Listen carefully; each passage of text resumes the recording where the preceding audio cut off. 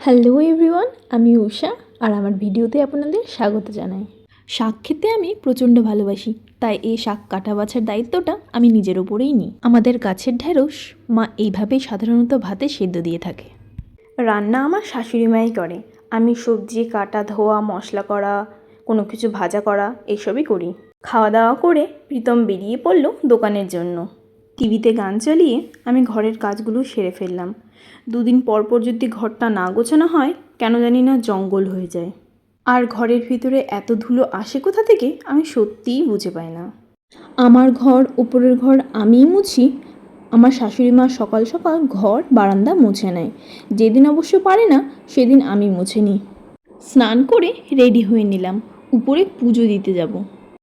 সকালে যখন আমার শাশুড়ি মা গোপালকে ভোগ দিতে আসে, তখনই ফুল তুলসী পাতা তুলে নেয়। পরে ফুল তুললে রৌদ্রের কারণে ফুলগুলো মূর্ছে যায়। দুপুরের পুজো বেশিরভাগ আমিই করি। পুজো শেষ করে আমি নিচে চলে এলাম। তাড়াতাড়ি খাওয়া দাওয়া করে ঝটপট রেডি হয়ে গেলাম। আমরা দুজন একটু বাজারে বেরোবো। ফার্স্টেই চলে গেলাম শ্রীলেদার্সে।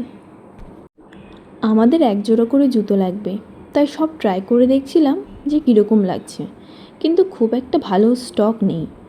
বলল 2 সপ্তাহ পর ভালো স্টক ঢুকবে, তাই ভাবলাম তখনই এসে নেব।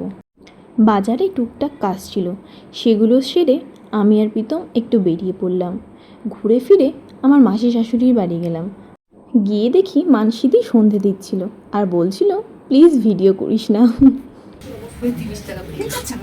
ভিডিও ঘুগনি আর চিংড়ির চপ তোমাদের জন্য সব আমার বৌমা, তুমি এগুলো ছাড়িস না কিন্তু। না ছাড়ব না। চপ ঘুগনিটা খেতে অনেক টেস্টি হয়েছিল। ভেবেছিলাম রাত্রে প্রীতমের সাথে বাড়ি চলে আসব, কিন্তু যেহেতু কাল শনিবার ছিল তাই রান্নাঘরটা ক্লিন করে রাখতে হতো আর রুটি করতে হতো, তাই তাড়াতাড়ি চলে আসলাম। চেষ্টা করি রাত্রেই কিচেনটা ক্লিন করার। যেহেতু সকাল সকাল আমাদের রান্না হয় তাই সুবিধা হয়। এইদিকে ছোলার ডালটা আমি সেদ্ধ করে নিচ্ছি, পরে আমার শাশুড়ি মা সেটাকে রান্না করে নেবে। ডাল নিরামিষ করে হবে, তাই আমিষ নিরামিষের কোনো ব্যাপার নেই।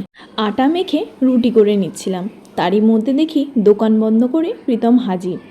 আজকের দিনের পর্ব এখানেই শেষ করি। দেখা হবে পরের ভিডিওতে। আর ভিডিও ভালো হয়ে থাকলে আমাকে কমেন্ট করে জানিও।